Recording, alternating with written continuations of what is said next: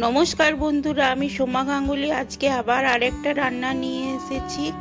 কিভাবে বানাচ্ছি আপনারা দেখুন। কাছে দূরে যে যেখান থেকে দেখছেন লাইক, সাবস্ক্রাইব, কমেন্ট করবেন। পুরো ভিডিওটা দেখবেন, স্কিপ করে যাবেন না।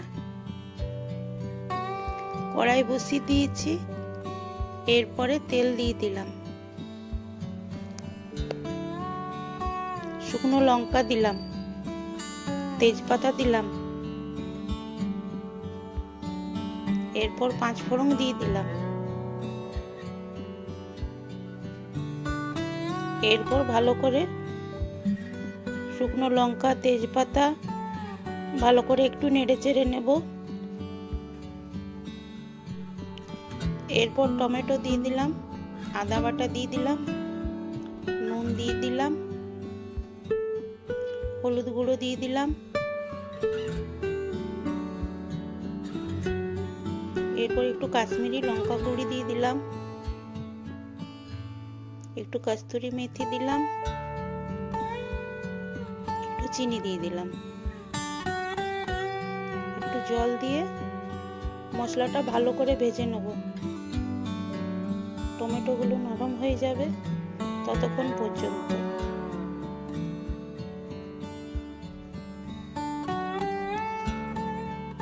এই রান্নাটা নিরামিষই হচ্ছে।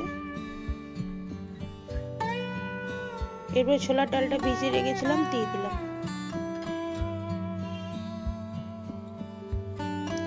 আবার ভালো করে খুন্তির সাহায্যে ভালো করে নাড়িয়ে নেব। দেখুন বন্ধুরা, আমার টমেটোটা কি সুন্দর গলে গেছে।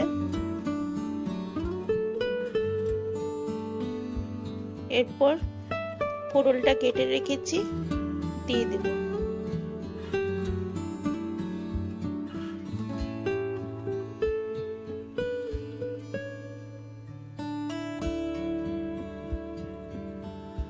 পটলটাকে মশলার সঙ্গে ভালো করে নেড়ে চেড়ে নেব,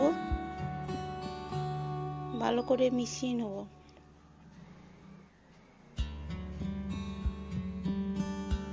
পটলের তরকারিতেও জল দিতে হয় না, ভাপে ভাপেই হয়ে যায়।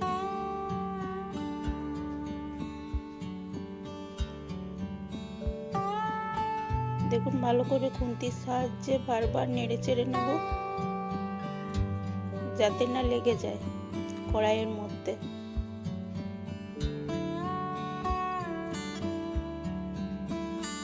এরপর ঢাকা দিয়ে দেব। নামাবার সময় একটু আচারের তেল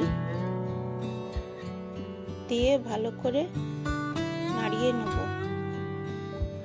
দেখুন আমার পটলের তরকারিটা কি সুন্দর হয়ে গেছে। আচারের তেলটা দিলে টেস্ট হয়। আমার পটলের তরকারি তৈরি হয়ে গেছে। আপনাদের যদি ভালো লাগে লাইক, সাবস্ক্রাইব, কমেন্ট করবেন। আবার দেখা হবে আপনাদের সঙ্গে পরের ভিডিওতে। থ্যাংক ইউ, ধন্যবাদ। এইভাবেই আমার পাশে থাকবেন। নমস্কার, বাই।